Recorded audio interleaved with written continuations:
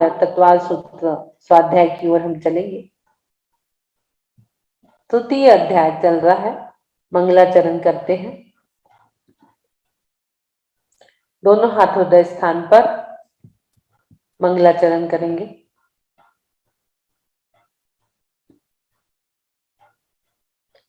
बोलिए द्वादशांग जिनवानी माता की जय जय जय। मोक्ष मार्गस्य नेतारं भेत्तारं कर्म भूभुतां ज्ञातारं विश्वतत्त्वानां वन्दे श्री गुणलब्धे वन्दे तद्गुणलब्धे वन्दे तद्गुणलब्धे। बोलिए आचार्य उमा स्वामी महाराज की जय जय जय। ग्रंथादिराज ग्रंथ मोक्ष शास्त्र तत्वाल सूत्र ग्रंथ की जय जय जय। उमा स्वामी विरचित तत्वाल सूत्र ग्रंथ के हमारे तृतीय अध्याय में 27 नंबर श्लोक हमने कल देखा था। लोगों का कहना है कि आज फिर से उसे बताइए, तो कुछ और भी उसमें डिटेल लेके आज हम फिर से उसको पढ़ लेते हैं। 20 नंबर श्लोक आपके सामने शेयर स्क्रीन करते हैं। काल चक्र की बात उसमें कही गई है। बहुत अच्छी बात है, एक बार और हमें मौका मिल रहा है बोलने समझने का, ताकि हमारे सबकॉन्शियस माइंड में वो अच्छे तरह से बैठ जाएगा एकदम आज। और यदि रिपीट होती है किसी भी चीज का रिपीटेशन स्वाध्याय का यदि होता है तो वो बहुत अच्छी तरीके से हमारे सबकॉन्शियस माइंड में बैठ जाता है। तो आज हम फिर से तत्वाल सूत्र का 20 नंबर श्लोक 27 नंबर श्लोक को हम वापस से लेंगे, फिर से पढ़ लेते हैं। भरत ऐरावत योर वृद्धिरासो षट समयाभ्याम मुसर्पणी न्यवसर्पण्याभ्याम।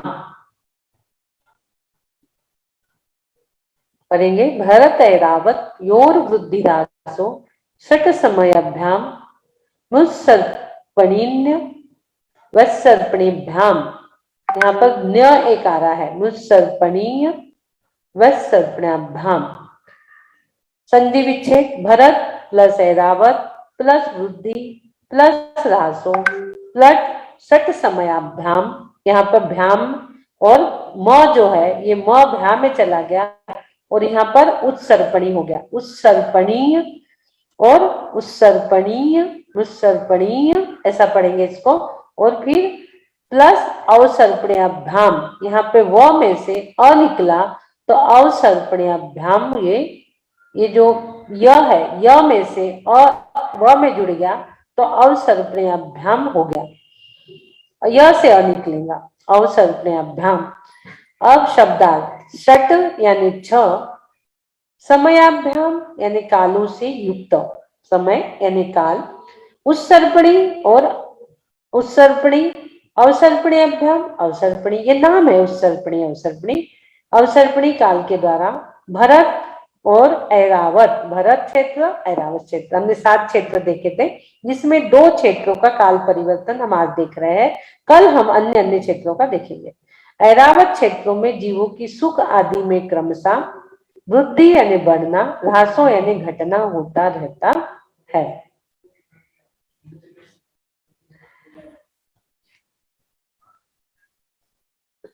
अर्थ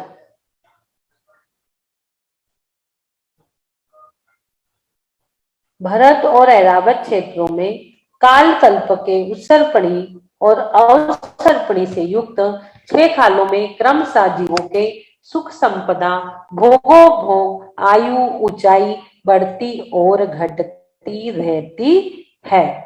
अब हम 2 काल जो देख रहे हैं, कौन से? उत्सर्पणी और अवसर्पणी। दोनों काल की परिभाषा हम जान लेंगे कि उत्सर्पणी क्या है और अवसर्पणी क्या है। दोनों शब्दों को कल हमने आपको दिखाया था, आज भी हम देख लेते हैं। ये देखिए, उत्सर्पणी 10 कोड़ा कोड़ी सागर, अवसर्पणी 10 कोड़ा कोड़ी सागर। 10 और 10 20 कोड़ा कोड़ी सागर का एक कल्पकाल होता है। 20 कोड़ा कोड़ी सागर का एक कल्पकाल और उसके 2 भेद, उत्सर्पणी और अवसर्पणी। हाँ, उत्सर्पणी यानी क्या? उत्सर्पणी यानी जिसमें जीवों की आयु आदि की वृद्धि होती रहती है।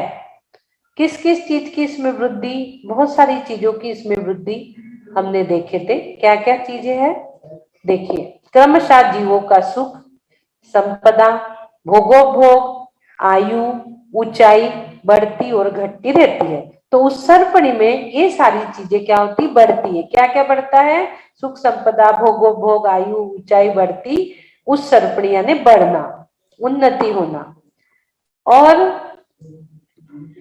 अवसर्पणी, अवसर्पणी में क्या होता है? ये सारी चीजें जो देखी अभी हमने, आयु, बल, वृद्धि, अवगाहना घटती घटती जाती है, वो हो गई अवसर्पणी।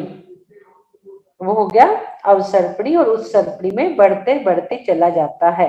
एक चित्र के माध्यम से भी कल हमने आपको समझाया था किस प्रकार से है। वापस हम इसको ले लेंगे। ये देखिए एक चित्र ये आपके सामने आया है। ये हैंडमेड पिक्चर मैंने आपको बताया है। 6 काल, ये पूरा काल चक्र आपके सामने आ गया है। 6 काल का ये काल चक्र है पूरा, ये काल चक्र। अब ये काल चक्र में ये हमने आधा करा है, इधर 6 काल और इधर 6 काल।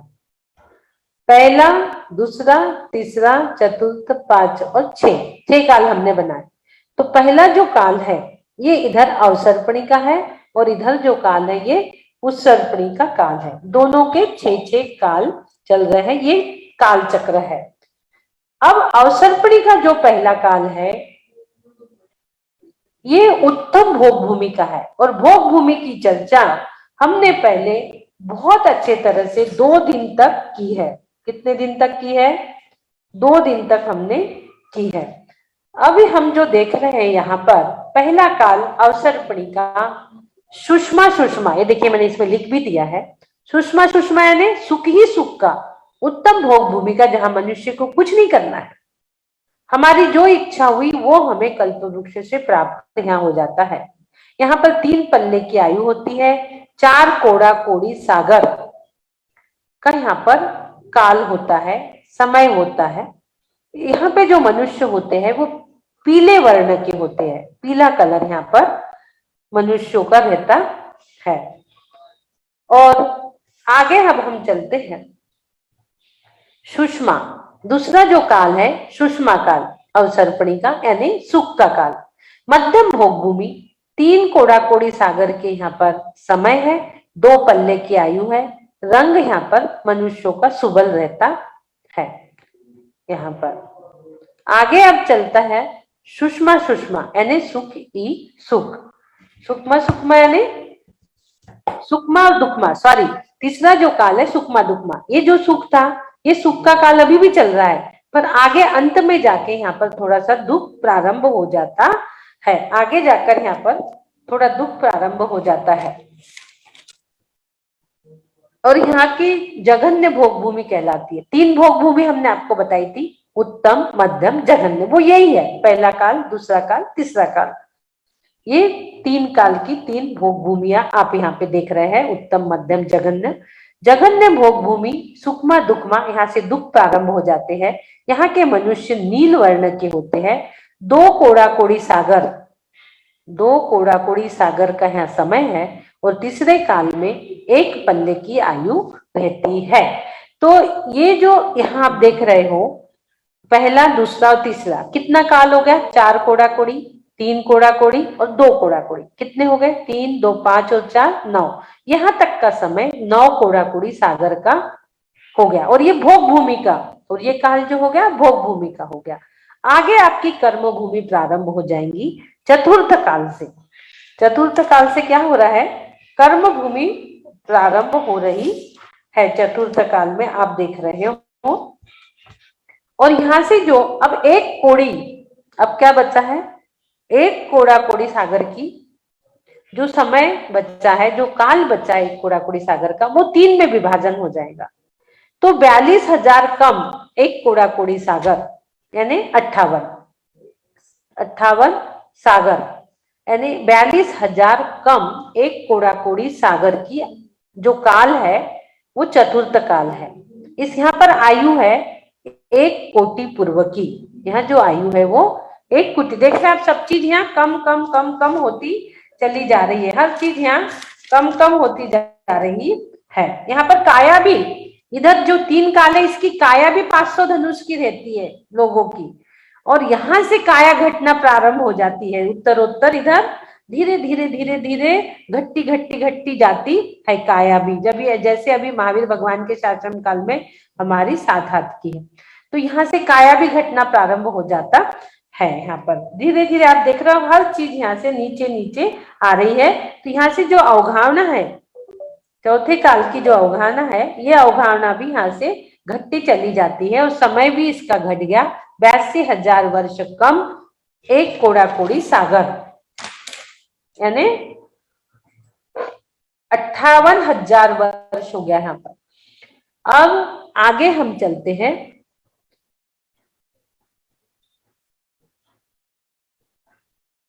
बयालीस हजार वर्ष कम नहीं, सॉरी, यहाँ पर 42,000 वर्ष कम एक कोड़ा कोड़ी सागर की आयु है। 58,000 नहीं होगा, ज्यादा हो जाएगा ये। 42,000 वर्ष कम, मात्र 42,000 कम रहेंगे, और एक कोड़ा कोड़ी सागर का यहाँ पर समय रहेगा। और यहाँ जो आयु रहेंगी वो 120 वर्ग की। अब यहाँ पर कितनी की आयु आ गई? 120 वर्ष की आयु यहाँ पर जो आ गई। चतुर्थ काल कर्मभूमि, यहाँ से कर्मभूमि प्रारंभ हो गई चतुर्थ काल से। यहाँ जो रंग है वो अनेक प्रकार के रंग यहाँ पर रहेंगे, यहाँ पर अनेक प्रकार के रंग यहाँ पर रहेंगे। और यहाँ पर आयु रहेंगी एक कोटि पूर्व की, 120 नहीं, वो 5 के लिखा है, एक कोटि पूर्व की यहाँ आयु रहेंगी चतुर्थ काल में। चतुर्थ काल विशेष है यहाँ का, अवसर्पणी काल का चतुर्थ काल को विशेष जानो। आयु एक कोटि पूर्व की, यहाँ पे अनेक रंग के लोग रहेंगे। सूक्ष्म, दुष्मा और सुषमा प्रारंभ हो जाएगा। तीसरे काल में दुखमा प्रारंभ हो गया था, उसका असर चतुर्थ काल में रहेगा, तो दुखमा रहेगा, फिर सुख आएगा। और यहाँ से कर्मभूमि प्रारंभ होगी। मनुष्य को यहाँ पर सब कुछ अपने हाथों से बनाकर खाना पीना करना, कर्म करना पड़ता है, जब चीजों की यहाँ प्राप्ति होती है। यहाँ पर विशेष रहता है यहाँ पर। और यहाँ पर इस काल में केवल आर्यखंड में तीर्थंकर, चक्रवर्ती, नारायण आदि शलाका पुरुष भी होते हैं। इसके प्रारंभ में मनुष्य विधेय क्षेत्र के समान होते हैं। इसके प्रारंभ की जो समय है, मनुष्य विधेय क्षेत्र के समान होते हैं। ये चतुर्थ काल की विशेषता है। यहाँ पर तीर्थंकर जन्मते हैं और मोक्ष भी जाते हैं, यहाँ से मोक्ष भी जाते हैं। चतुर्थ काल में मोक्ष भी जाते हैं। आगे की अब हम चलते हैं पंचम काल, जो अभी का काल है। अभी कौन सा काल चल रहा है? अभी पंचम काल यहाँ पर चल रहा है, जहां पे अभी हम लोग है। पर अभी जो पंचम काल चल रहा है, ये हुंडा अवसर्पणी चल रहा है। ये अवसर्पणी और उत्सर्पणी है, लेकिन एक और समझिए आप, हुंडा अवसर्पणी काल होता है वो असंख्यात अवसर्पणी और उत्सर्पणी के बीच जाने के बाद आता है। कहने में आता है कई आचार्यों का 149 चौबीसी, 150 को एक कम, इतनी 24 बीत जाती है जब ये हुंडा अवसर्पणी काल आता है। अभी यहाँ से कर्मभूमि प्रारंभ हो गई, 5वां काल आ गया। यहाँ पर आयु 20 वर्ष की। ये जो काल है, पहला दुख, यहाँ पर दुख ही रहेगा पंचम काल में, और हम तो सुख की प्राप्ति ढूंढते रहते हैं। दुखमा काल है ये, दुखमा, सीधा दुखमा लिखा है, यहाँ पर दुख ही है। आप देखते हैं ना, कोई तन दुखी, कोई मन दुखी, कोई धन दुखी दिखे, पूरा सुख कोई नहीं है। किसी को तन का रोग, किसी को मन का रोग, नहीं किसी को धन का रोग।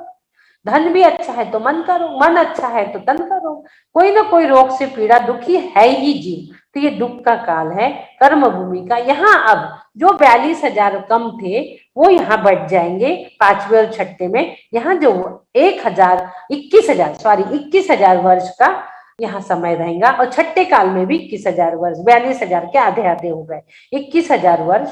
और यहाँ पर जो 7 हाथ की महावीर भगवान की काया थी, वही अवधारणा, हमारी अवधारणा वही रहेंगी। यहाँ पर 120 वर्ष की आयु, अनेक रंग के लोग, दुखमा काल, कर्म भूमि, 21,000 वर्ष का समय।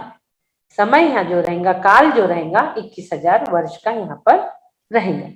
आगे छठा काल, छठा काल जो है दुखमा दुखमा, यहाँ दुख ही दुख आएंगे। 21,000 वर्ष का इसका समय काल रहेगा। ये कर्म भूमि है। 15 वर्ष से 20 वर्ष की आयु यहाँ मात्र रहेंगी। विरूप रंग रहेगा यहाँ पर, विरूप कोई अजीब ही रंग यहाँ पर रहेगा। खाने को कुछ नहीं रहेगा, पहनने को कुछ नहीं रहेगा। इंसान नग्न अवस्था में घूमेगा, एक दूसरे को खाएगा, मछली आदि को खाएगा।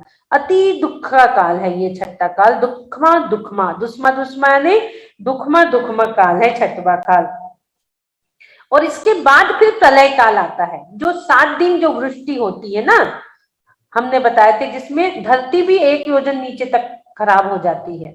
पूरा विष की वर्षा, पत्थरों की वर्षा, सारी वर्षा जो होती है 7 टाइप की, वो पूरी वर्षा 7-7 दिन तक यहाँ से प्रारंभ होती छठवें काल के बाद। 5 काल देखिए, फिर छठा काल। भावना भाव की प्रभु छठम काल में हमारा जन्म ही ना हो, हम सीधे यहाँ से विदेह क्षेत्र शॉर्टकट चले जाए। 123 जीव भी पंचकाल में मोक्ष जाने की फैसिलिटी है प्रभु, उसमें हमारा नंबर आ जाए। भावना भाइये, इतने दुखम काल में हमें नहीं जाना है। हमें ऐसे कर्म करना है कि हम ये दुख के काल में प्रवेश करें ही ना। इस प्रकार की आपको भावना यहाँ पर भाना है।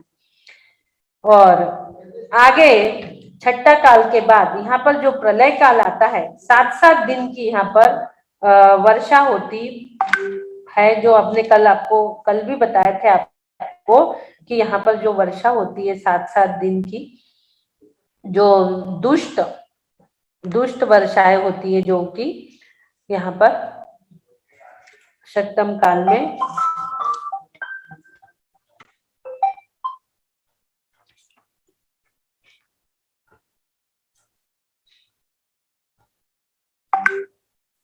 और आगे 7-7 दिन की वृष्टि का बाद अब हम चलेंगे अवसर्पणी के बाद हम उस सर्पणी, अब हम चलेंगे उस सर्पणी के समय। अब उस सर्पणी काल में क्या हो रहा है,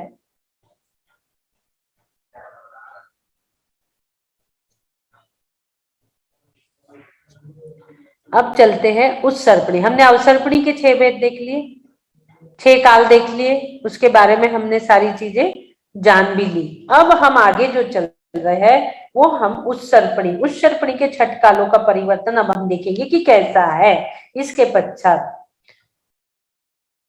और ये जो परिवर्तन हम बता रहे हैं, ये भरत और ऐवारत क्षेत्र का बता रहे हैं, बाकी क्षेत्रों का नहीं बता रहे हैं। वर्तमान काल में यहाँ पर भरत क्षेत्र के आर्य खंड में जो पंचम काल अभी हमारा चल रहा है, उसमें हम लोग बैठे हैं और वहां से हम उस सर्पणी अवसर्पणी काल के बारे में जान रहे हैं।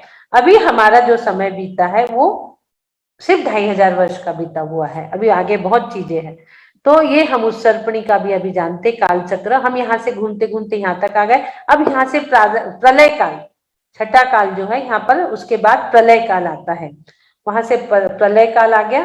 प्रलय काल 7-7 दिन तक वर्षाएं हो रही है, जमीन ध्वस्त, सब लोग वहां पर ध्वस्त हो जाता है, सारा कुछ यहाँ पर खत्म हो जाता है। मात्र कुछ गुफाओं में कुछ जोड़े इंद्र लोग उसको छुपा के रखते हैं, कुछ जोड़ों को इंद्र लोग वहां पर छुपा कर रखते हैं। और आगे अब उस सर्पणी में जो छठा काल के बाद आएगा, पहला काल आएगा, क्या होगा, छठा काल आएगा, उसके बाद उस सर्पणी का पहला काल। अब यहाँ से सारी चीजें बढ़ने शुरू हो जाएंगी। जो अवसर्पणी का छठा काल था, उसी प्रकार की स्थिति पहले काल में बनेगी, उस सर्पणी के पहले काल में उसी प्रकार की स्थिति यहाँ पर बनने वाली है। तो अब ये जो दुखमा काल है,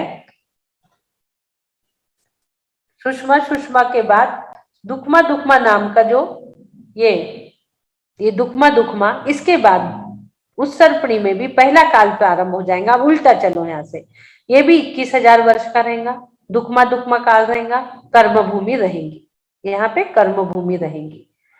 यहाँ पर इसके जैसे यहाँ पर भी रहेगा, यहाँ भी 15 से 20 वर्ष की आयु रहेंगी, यहाँ भी बहुत ही दुख रहेंगे, खाने पीने को कुछ नहीं रहेगा, नग्न अवस्था में 1 हाथ की आयु, यहाँ पर 1 हाथ की आयु रहेंगी। जो हमने अवसर्पणी में देखे थे 4, 5 और छठे काल में 7 से लेकर घटते एक हाथ की आयु छठे काल तक आ जाती है। उसी प्रकार से यहाँ भी एक हाथ से 7 तक तीसरे तक बढ़ेंगी, एक हाथ से 7 हाथ तक तीसरे तक बढ़ेंगी। तो ये पहला काल है। पहले काल में 21,000 वर्ष का समय रहेगा और दुख ही दुख रहेंगे, कर्म भूमि रहेंगी, आयु 15 से 20 वर्ष की रहेंगी, कुछ खाने पीने को नहीं रहेगा, एक दूसरे को खाएंगे, मछली आदि खाएंगे। अब दूसरा काल में जाते हैं। जब हम दूसरे काल में जाएंगे तो यहाँ पर दुखमा थोड़े से कम होने लगे। अब यहाँ पे दुख ही दुख था, अब थोड़ा सा आगे बढ़ गया 21,000 वर्ष। ये जो 42,000 बचे थे दोनों को हमने बांट दिए, तो यहाँ पर दुखमा काल आ गया, कर्म भूमि आ गई। यहाँ का समय 21,000 वर्ष का, दूसरे काल का समय 21,000 वर्ष का। अब यहाँ पर थोड़ी थोड़ी आयु बढ़ना प्रारंभ हो जाती है। अभी भी यहाँ एक हाथ का शरीर हमारा है, अब यहाँ से बढ़ना चालू होता है 7 हाथ तक। तो ये 5 6 4 5 6 और 1 2 और 3, यहाँ के 3 और यहाँ के 3, यहाँ पर एक हाथ से लेके 7 हाथ तक की हमारी अवगाहना रहती है। कितनी अवगाहना रहती है? एक हाथ से लेके 7 हाथ तक की अवगाहना रहती है। और ऊपर में जो रहेंगी इधर, ये 500 धनुष की, आदिनाथ भगवान की 500 धनुष की थी, महावीर भगवान की 7 हाथ की थी। तो अब आगे हम तीसरे काल में चलेंगे। अब ये तीसरा काल जो है उत्सर्पणी का और अवसर्पणी का जो चौथा काल है, ये सेम रहते हैं। यहाँ पर भी मोक्ष जा सकते हैं। जो 63 शलाका के पुरुष है वो सारे यहाँ जन्म लेते हैं। यहाँ पर ये दुखमा और सुखमा द्वितीय काल का असर रहता है, इसलिए पहले दुख और फिर सुख। ये भी कर्म भूमि है, 42,000 वर्ष का है और 42,000 कम, सॉरी 42,000 कम एक कोड़ा कोड़ी सागर का समय यहाँ पर है। यहाँ पर क्या है? 42,000 वर्ष कम एक कोड़ा कोड़ी सागर का समय यहाँ पर है। और जो 42,000 है वो पहले दूसरे में बढ़ गए। यहाँ तक एक कोड़ा कोड़ी तक हो गया। यहाँ तक जो गिनती हुई पहले दूसरे तीसरे में उत्सर्पणी में एक कोड़ा कोड़ी सागर तक का यहाँ का काल है। 1 2 3, ये 3 और ये 3। अब ये कर्म भूमि का एक कोड़ा कोड़ी सागर का काल होता है। कर्म भूमि का उत्सर्पणी में वो बढ़ते बढ़ते जा रहा, एक हाथ से यहाँ आते आते तक 7 हाथ की काया हो जाती है। एक हाथ से बढ़ते बढ़ते 7 हाथ की काया यहाँ पर हो गई। यहाँ से मोक्ष जा सकते हैं उत्सर्पणी के तीसरे काल से। अब चतुर्थ काल में, जो कि सुखमा दुखमा, यहाँ का सुख का असर यहाँ पर है चौथे में, और फिर दुख आ जाते हैं। यहाँ पर जगन्य भोग भूमि, अब यहाँ से भोग भूमि प्रारंभ हो गई। हमने पहले आपको बहुत समझाया भोग भूमि का, जगन्य भोग भूमि, फिर मध्यम भोग भूमि और उत्तम भोग भूमि, जो हमने इधर देखे थे। अवसर्पणी में 3, पहले दूसरा तीसरा, और यहाँ का चौथा पांचवा छठवा। उत्सर्पणी का चौथा पांचवा छठवा भोग भूमि, अवसर्पणी का पहला दूसरा तीसरा। ये जो हो गया ये भोग भूमि का समय हो गया। यहाँ पर अब चतुर्थ काल में सुखमा दुखमा काल और ये जघन्य भोग भूमि, यहाँ 2 कोड़ा कोड़ी सागर का काल है, समय है। यहाँ के जो समय है 2 कोड़ा कोड़ी सागर का, एक पल्ले की आयु है। अवगाहना यहाँ पर 500 धनुष की हो गई। तीसरा, चौथा के बाद पांचवा आता है मध्यम भोग भूमि, 3 कोड़ा कोड़ी सागर। यहाँ पर 3 कोड़ा कोड़ी सागर भोग भूमि, यानी हम जो चाह रहे हैं वो चीजें यहाँ मिल रही है। मध्यम भोग भूमि है। इनका आहार कैसा होता है? उत्कृष्ट आहार होता है। यहाँ पर जो छठा जो आएगा इन्हें पहला, अभी यहाँ पर कैसा हो गया? पहला दूसरा तीसरा चौथा, ये बढ़ते बढ़ते जा रहा है। अब हम 5वें काल में आ गए। 5वें काल में सुख है और मध्यम भोग भूमि है और 3 कोड़ा कोड़ी सागर बराबर इसका काल है। 2 पल्ले की यहाँ आयु है, लंग यहाँ का सुबल है और काया अवगाहना जो है ये 500 धनुष की अवगाहना यहाँ पर हो गई। अब आगे छठा काल आ गया। यहाँ पर 4 कोड़ा कोड़ी सागर का समय है। यहाँ पर सुख ही सुख और उत्तम भोग भूमि, यहाँ पे उत्तम भोग भूमि। यहाँ जो आहार रहेगा उत्तम भोग भूमि में, यहाँ का आहार, यहाँ की अवगाहना तो 500 धनुष है, आहार इसका 3 दिन के बाद चौथे दिन बेर के बराबर होता है। चौथे दिन बेर के बराबर। लेकिन मध्यम भोग भूमि का थोड़ा सा बरेड़ा के समान थोड़ा बढ़ जाता है और जघन्य भोग भूमि का आंवले के समान थोड़ा और बढ़ जाता है। यहाँ 2 दिन बाद होता है, यहाँ 1 दिन बाद होता है। छठवें काल में 3 दिन बाद, 5वें काल में 2 दिन बाद आहार की इच्छा, तो चतुर्थ काल में 1 दिन बाद। इस प्रकार से यहाँ पर आहार की भी व्यवस्था, मतलब भोग भूमि में ऐसी आहार की व्यवस्था है, ऐसे इस प्रकार से भूख वहां लगती है, खाने की इच्छा होती है, क्योंकि वहां सब चीज है, जो चाह रहा है वो आपको कल्प वृक्ष से प्राप्त हो रहा है। 10 प्रकार के कल्प वृक्ष हमने भुजंग आदि आपको बताए थे पूरे, सब हमारा भोग भूमि का चैप्टर बहुत अच्छा चला था, हमने सारी चीजें बताए थे। तो ये यहाँ पर फिर 6 काल अभी हमने देख लिए, काल चक्र, 6 अवसर्पणी और 6 उत्सर्पणी, 6 काल हो गए ये पूरे। और ये 10 कोड़ा कोड़ी सागर, ये 10 कोड़ा कोड़ी सागर, 20 कोड़ा कोड़ी सागर का ये पूरा कल्पज काल है, ये पूरा काल चक्र है आपके पास। बहुत सुंदर तरीके से हमने आपको बताया, लिख के एकदम बढ़िया पूरी चीज, इधर अवधारणा, कितनी आयु, कितना समय, और ये अभी जो अब हम है इसको समझिए, अब हम कहाँ हैं। असंख्यात काल बीतने पर एक हुंडा अवसर्पणी काल आता है, अवसर्पणी उत्सर्पणी के बाद अभी जो काल आया है ये हुंडा अवसर्पणी काल में हम हैं। हुंडा अवसर्पणी काल में क्या होता है, थोड़ी कुछ चीजें गलत गलत होने लगती है, कुछ गलत होने लगती है, यानी कुछ लक्षण है उसके, हुंडा अवसर्पणी काल के कुछ लक्षण हमें यहाँ दिखाई देते हैं। कुछ लक्षण कल भी हमने बताया था, आज भी हम आपको बता देते हैं इसके कुछ लक्षण। हुंडा अवसर्पणी काल के कुछ लक्षण के बारे में हम जान लेते हैं। ये 149 चौबीसी के बाद ये हुंडा अवसर्पणी काल आता है, जहां पर अभी हम हैं। यहाँ पर तीर्थंकरों को पुत्री होती है, चक्रवर्ती का मान खंडित होने लगता है, जो कि कभी नहीं होता। चक्रवर्ती का मान खंडन, चक्रवर्ती का मान खंडित होने लगता है। तीर्थंकर जैसे आदिनाथ भगवान की 2 पुत्रियां हो गई थी। इस प्रकार से ये हुंडा अवसर्पणी काल में के कारण कुछ कुछ चिन्ह दिखते हैं। जो आदिनाथ भगवान थे ये तृतीय काल में भोग भूमि में कल्प वृक्ष के नीचे खेल रहे थे।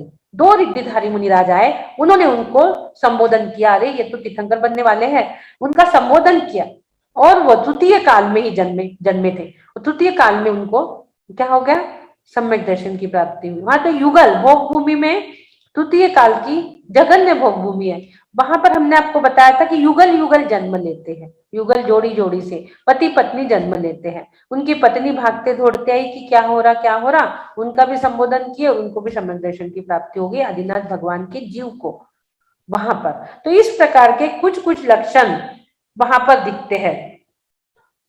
वहां पर तीर्थंकर और प्रथम चक्रवर्ती भी उत्पन्न हो जाते हैं। इस हुंडा अवसर्पणी की दोष से चक्रवर्ती का विजय भंग, उसी के द्वारा की गई ब्राह्मण वर्ण की उत्पत्ति होती है। इस काल में 58 ही शलाका पुरुष होते हैं, 58 जो 64 बोलते हैं, तो इस काल में 58 ही शलाका पुरुष होते हैं। 90 से लेकर 16वें तीर्थंकर कर 7 तीर्थों में धर्म का विच्छेद होता है, और 11 रुद्र और कलह प्रिय 9 नारद उत्पन्न होते हैं। इसके अतिरिक्त 7वें 23वें और अंतिम तीर्थंकर के ऊपर उपसर्ग भी हुआ था, उपसर्ग होता है तीर्थंकर पे। तृतीय चतुर्थ और पंचम काल में उत्तम धर्म को नष्ट करने वाले विविध प्रकार के दुष्ट पापिष्ट कुदेव कुलिंग भी दिखने लगते हैं। चांडाल, सबर, किरात, निकृष्ट जातियां तथा उत्कल की भी उत्पन्न होते हैं। अतिवृष्टि, अनावृष्टि, भूकंप, वज्राग्नि आदि का गिरना, विचित्र भेदों के लिए नाना प्रकार के दोष हुंडा अवसर्पणी काल में हुआ करते हैं। हुंडा अवसर्पणी काल के ये काल दोष है, बोलते ना क्या करे, काल का प्रभाव है।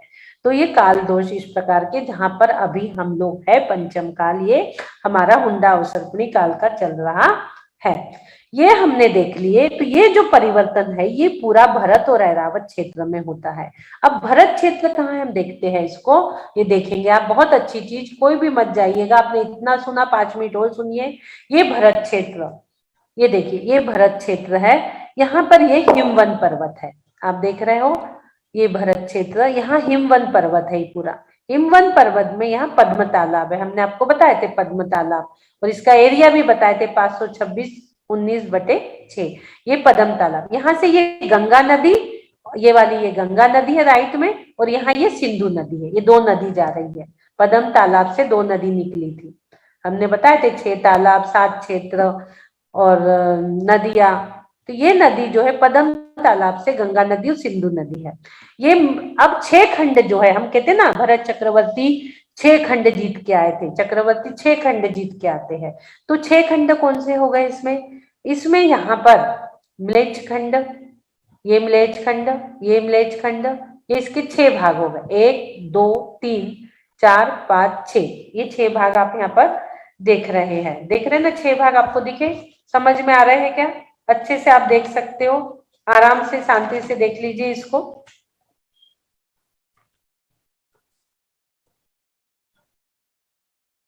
इस विजयार्ध पर्वत के, यहाँ पर विजयार्ध पर्वत है, ये जो है ये विजयार्ध पर्वत, मेरा कर्सर जा रहा है, लिखी भी हूं मैंने। तो ये विजयार्ध पर्वत के पड़ने से और गंगा सिंधु नदी के निकलने से जो ये भरत क्षेत्र है, ये 6 खंड में परिवर्तित हो जाए। ये पर्वत है यहाँ पर, इसके लिए पर्वत और 2 नदी निकल गई, इसके वजह से यहाँ पर 6 खंड हो गए। ये 6 खंड कहाँ से आए? गंगा नदी, सिंधु नदी और विजयार्ध पर्वत ने, ये विजयार्ध पर्वत हो गया इधर से इधर तक आड़ा, और गंगा सिंधु नदी ये खड़ी आ गई, तो ये 6 हो गए, 1 2 3 4 5 6, ये 6 खंड हो गए। 6 खंड में ये आर्यखंड यहाँ है, अब देख रहे हो, ये आर्यखंड जहाँ पे हम लोग हैं, हम पढ़ते ना पूजा में, भारत देश आर्यखंडे, आर्यखंड में हम लोग हैं 6 खंड में से, और ये 5 खंड ये है, ये म्लेच्छ खंड कहलाते हैं। यहाँ धर्म का अभाव रहता है, कोई यहाँ पर श्रावक अच्छे उत्कृष्ट मुनि महाराज श्रावक श्राविका ऐसे कुछ यहाँ पर नहीं रहता, धर्म नहीं रहता, यहाँ पर मंदिर नहीं रहते इन म्लेच्छ खंडों में। और यहाँ का जो काल है ये चतुर्थ काल जैसा रहता है, ये जो काल है ये चतुर्थ काल जैसा यहाँ पर रहता है। आर्यखंड एक है, 5 म्लेच्छ खंड है। हम वर्तमान में इस आर्यखंड में, पूरी दुनिया अमेरिका चीन भारत लंदन सब आर्यखंड में है। 6 काल रूप परिवर्तन हमारे होते रहते हैं, इनमें चतुर्थ काल उतना ही चलता रहता है, 6 काल रूप इनमें परिवर्तन नहीं होता। ये जो है बाकी इसमें यहाँ पर 6 काल रूप परिवर्तन नहीं होता, सिर्फ आर्यखंड में होता है, बाकी म्लेच्छ खंड में नहीं होता। यहाँ चतुर्थ काल जैसा यहाँ चलते रहता है। आर्यखंड में काल का परिवर्तन है भरत क्षेत्र के।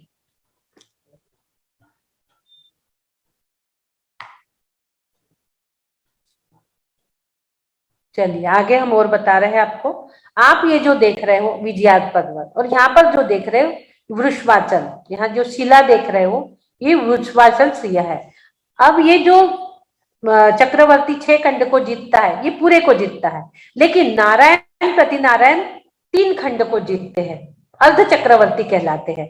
जब वो अर्ध चक्रवर्ती कहलाते हैं तो यहाँ पर यहाँ तक आते हैं, यहाँ तक जीतते हैं वो विजयार्ध पर्वत तक, ये 3 खंड वो जीतते हैं। ये 3 विजयार्ध, विजय प्लस अर्ध, आधी विजय यहाँ तक हो जाती है उनकी, उसे कहते हैं विजयार्ध। विजयार्ध का मतलब क्या हो गया?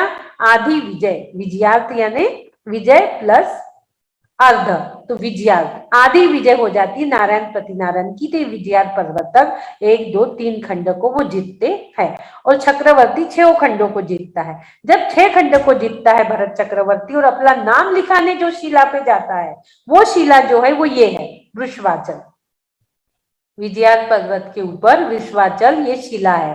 भरत चक्रवर्ती अपना नाम लिखने जाता है कि मैं तो 6 खंड का अधिपति हो गया, और जब वो शिला पे नाम लिखाने जाता है तो उस शिला पे जगह ही नहीं रहती। पहले कितने चक्रवर्ती हो गए जिनने अपने नाम वहां लिख दिए रहते हैं, वहां जगह ही नहीं रहती, तो उसका भी मानखंड होता है कि भाई यहाँ तो जगह ही नहीं है, दूसरे का मिटा के उनको लिखना पड़ता है। तो यहाँ तो पहले भी इतने हो गए, उनको पहले लग रहा था कि मैं ही 6 खंड का अधिपति हूँ भरत चक्रवर्ती। जब शिला पे नाम लिखने जाते देखते यहाँ तो जगह ही नहीं है, पहले कितने चक्रवर्ती हो गए, तो वो ये शिला है, और यहाँ पर वो नाम अपना लिखने के लिए जाते हैं और सब यहाँ पर नाम लिखते हैं। इस प्रकार से 6 खंडों को जो जीतता है उसका भी बताया हमने। नारायण प्रति नारायण 3 खंड को जीतते हैं, वो इसलिए अर्ध चक्रवर्ती कहलाते हैं। इस प्रकार से हमने बताया। अब थोड़ा सा और हम आगे दिखते हैं। ये हमने अवधारणा भी पूरी आपको पूरी अवधारणा भी हमने उसमें समझा दी कि 500 धनुष की अवधारणा है, और यहाँ पर काल का परिवर्तन यहाँ नहीं है, सिर्फ आर्यखंड में है। और पूरी अवधारणा भी हमने समझा दी। म्लेच्छ खंड में भी, विजयाद पर्वत में भी 500 धनुष की अवधारणा हो जाती है। ये म्लेच्छ खंड जो है और ये विजयाद पर्वत जो है, यहाँ पर भी जो अवधारणा है वो 500 धनुष की अवधारणा हो जाती है। भरत ऐरावत क्षेत्र में तीसरे काल के अंत में 500 धनुष की अवधारणा हो जाती है। म्लेच्छ खंड में भी और विजयाद पर्वत में भी 500 धनुष की अवधारणा हो जाती है। शरीर बढ़ने लगता है, यहाँ पर 2 कोस 3 कोस ऊपर ऊपर सब बढ़ने लगता है। ये सारी चीजें हमने आज पूरी देख ली, आपको पूरा भी इसमें बता भी दिया। पूरा जो रहती है ये इसके माध्यम से भी बताया था। इधर के 4 और 3 7 और 2 9 कोड़ा-कोड़ी सागर का ये और 9 कोड़ा-कोड़ी सागर का ये 18 कोड़ा-कोड़ी सागर तक 500 धनुष की अवधारणा। 1 कोटि पूर्व आयु वाले मनुष्य, यहाँ चौथे काल में चक्रवर्ती का घटना बढ़ना, शरीर का ऊंचा, ये सारी चीजें हमने आपको बताई थी। मेच्छ खंड और विजयाद पर्वत पर उसके ही समान अवधारणा रहती है, इसलिए चक्रवर्ती की 96,000 रानियां रहती है। जो म्लेच्छ खंड है यहाँ पर उसकी जो विजयाद पर्वत पर और म्लेच्छ खंड में और विजयाद पर्वत पर उसके समान ही अवधारणा रहती है, जिस जैसी कि हमने अभी देखी थी। 9 कोटि की भोग भूमि इधर की और इधर की, उसी प्रकार की अवधारणा यहाँ पर भी रहती है 500 धनुष की। इसलिए चक्रवर्ती की रानियां जो रहती है वो 96,000 रानियां रहती है, और वो चक्रवर्ती की 96,000 रानियों में से 32,000 रानियां ये आर्य खंड की रहती है, 32,000 म्लेच्छ खंड की रहती है। 32,000 आर्य खंड की, 32,000 म्लेच्छ खंड की और 32,000 विजयाद पर्वत की रहती है। इस प्रकार से 32 32 32 96 32 32 32 तो 96,000 रानियां जो रहती है चक्रवर्ती की, भरत चक्रवर्ती की 96,000 रानियां थी। क्यों? क्योंकि तीनों जगह की समान अवधारणा है, 500 500 500 धनुष की अवधारणा है और समान शक्ति भी जहाँ चलती है। इस कारण से यहाँ पर 32,000 रानियां वो म्लेच्छ खंड की भी लाता है चक्रवर्ती और विजयाद पर्वत की भी लाता है और आर्यखंड की तो रहती है। इस कारण से तात्पर्य यह हुआ कि सभी म्लेच्छ खंडों में और विजयाद पर्वत में ऊपर 500 धनुष ऊंची अवधारणा है और 7 हाथ से ऊंची अवधारणा नहीं होती है। ये सारी चीजें हमने जान ली। चौथे काल का घटता बढ़ता वाला क्रम वहां हमेशा बना रहता है, यहाँ म्लेच्छ खंड में और विजयाद पर्वत में चौथे काल जैसा घटता बढ़ता क्रम यहाँ पर बना रहता है। 7 हाथ से लेके 500 धनुष तक वहां पर अवधारणा रहती है, ये बढ़ता घटता रहता है।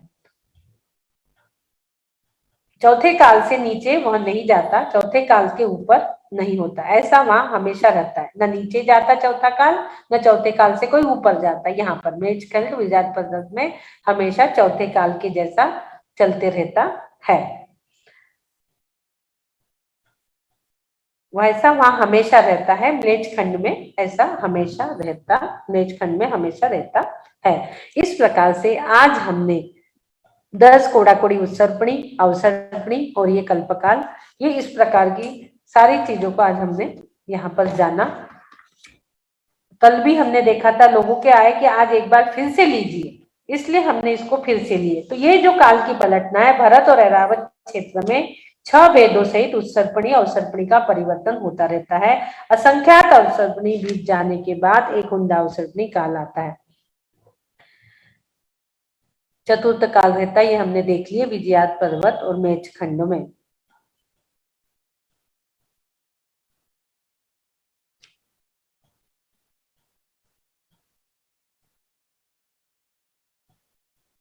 वृषभाचल पर्वत पे चक्रवर्ती अपने नाम लिखता है। ये बहुत सारी जानकारी आज हमें हो गई। अब हम यही सेशन को आज एड करते हैं कि हे प्रभु, हम छठम काल में जन्म ही ना ले, पंचम काल में जो सुविधा हमें प्राप्त हुई है उसी में हम अपने आत्मा का कल्याण करें। परंपरा से मोक्ष है, मोक्ष नहीं है, लेकिन छठे काल में परंपरा से मोक्ष तो है। तो परंपरा से मोक्ष है और विदेह क्षेत्र से शॉर्टकट से भी हम मोक्ष चले जा सकते हैं।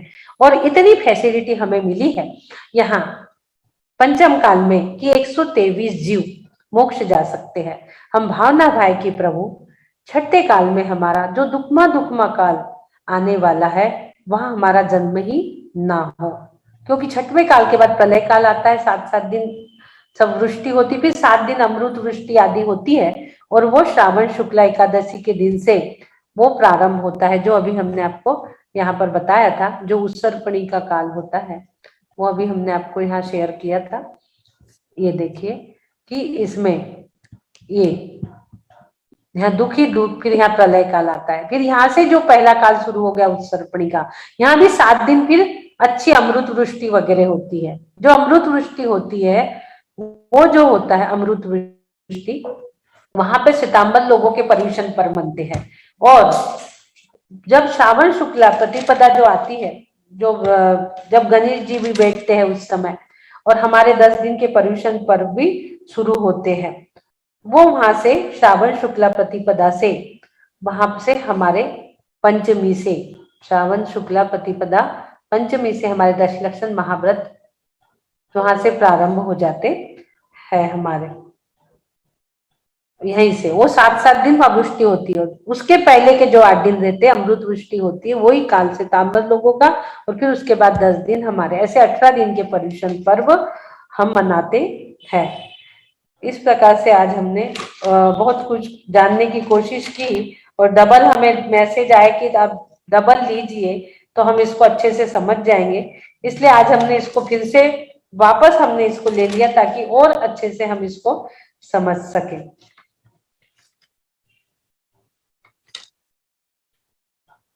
श्रावणवदी एकम से, अब उत्सर्पणी काल जो है श्रावणवदी एकम से प्रारंभ हो जाता है। श्रावणवदी एकम से 7 दिन की अतिवृष्टि जो यहाँ हो रही थी, इसके बाद यहाँ जो भूमि खराब हो जाती है, जो भूमि धस जाती, सब जल जाता है, वो फिर यहाँ पर अच्छी अच्छी वृष्टि होती है, शीतल जल, क्षीर की, दुग्ध की, अमरूद की, सब अच्छी अच्छी होती है, तो उससे जमीन सब ठीक हो जाती है। पूरी भूमि जो 1 योजन अंदर तक जल जाती है, खराब हो जाती है, वो फिर सब अच्छी हो जाती है, और जो गुफा में 72 जोड़े इंद्र छुपा के रखता है वे बाहर आते हैं, और फिर वापस से श्रावणवदी एकम से सारी चीजें प्रारंभ हो जाती है। इस प्रकार से आज हमने इसको समझा। तो हे प्रभु, हम भावना भा रहे थे कि छठम काल में हमारा जन्म ही ना हो, 123 जीव की जो फैसिलिटी है प्रभु उसमें मेरा नंबर लग जाए। जो तत्प्रति प्रीति चित्तेन, जो इतने प्रीति से जिनवानी सुनेगा तो उनका तो नंबर लगना ही लगना है मोक्ष में।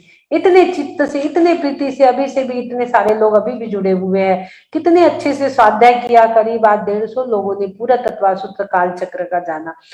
इतने प्रीति से जो जिनवानी सुनता है निश्चित है उसका मोक्ष निश्चित है। सारे भव्य मोक्षगामी जीव हम लोग यहाँ बैठे हुए हैं, सारे भव्य आत्मा जीव यहाँ बैठे हुए हैं। इस प्रकार से आज हमने काल चक्र का वर्णन करा। हे प्रभु, हम सीधे मोक्ष की प्राप्ति करें, 123 जीव में हमारा नंबर लग जाए। इसी भाव के साथ बोलिए द्वादशांग जिनवानी माता की जय जय जय। प्रतिक्रमण।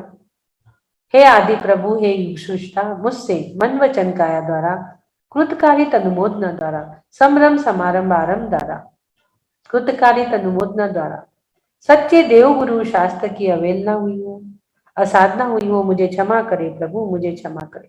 तथा हे प्रभु, एकेंद्री से लेके पंचेंद्री तक किसी भी जीव की मुझसे हानि हुई हो, घात हुआ हो, मेरे वजह से उनके शरीर में आदिवादी पहुंची हो, मेरे गाड़ी तले आके कभी वे मारे गए हो, मुझे क्षमा करे प्रभु, मुझे क्षमा करे।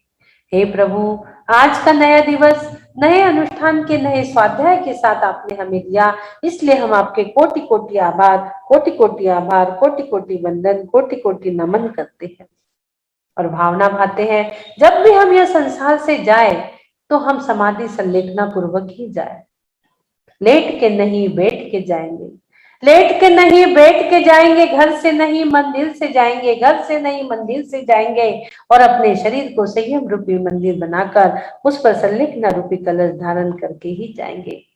इसी भाव के साथ मैं स्वस्थ हूँ, मैं स्वस्थ हूँ, मैं स्वस्थ हो रहा हूँ, मैं स्वस्थ हो चुका हूँ, स्वस्थो हम सुरक्षितोऽहम् ओम नमः आरोग्योऽहम् परम स्वास्थ्य स्वरूपोऽहम् परम स्वास्थ्य स्वरूपोऽहम् ओम नमः सिद्धेभ्यः ओम सुखम ओम शांति ओम शांति ओम शांति ओम शांति। बोलिए आदिनाथ भगवान की जय। हमारा सेशन शुरू भी ऊर्जा से होता है, एंड भी ऊर्जा से होता है। हमारे हैंड इतने पावरफुल हो जाते हैं कि हम पूरे शरीर में उसको जब फेरते हैं, पूरे शरीर में हम जब फेरते हैं तो हमारा पूरा शरीर ऊर्जावान हो जाता है। बहुत बहुत धन्यवाद के मैसेज, बहुत सारे मैसेज है चैट बॉक्स में। अर्चना दीदी बहुत बहुत धन्यवाद, वेरी नाइस, बहुत अच्छा। जय जिनेंद्र, बहुत सुंदर शब्दों में आपने समझाया, थैंक यू। बहुत सारे मैसेजेस हैं, most wonderful and mind blowing विज्ञान, बहुत सुंदर, बहुत सुंदर सुंदर मैसेजेस। धन्यवाद धन्यवाद धन्यवाद। ये स्तोत्र व्हाट्सएप पर डालो, ठीक है, ये स्तोत्र व्हाट्सएप पे डालो। करुणा जैन, कौन सा स्तोत्र? 6 नंबर श्लोक के बारे में बोल रहे हैं कि? चलिए इसका पूरा आज का हम सब डाल देंगे, आपको पूरा का पूरा हम आज डाल देंगे। बोलिए आदिनाथ भगवान की जय जय जय। चलिए रेशम को एंड करते हैं, एक शादी में जाना है अभी हमें।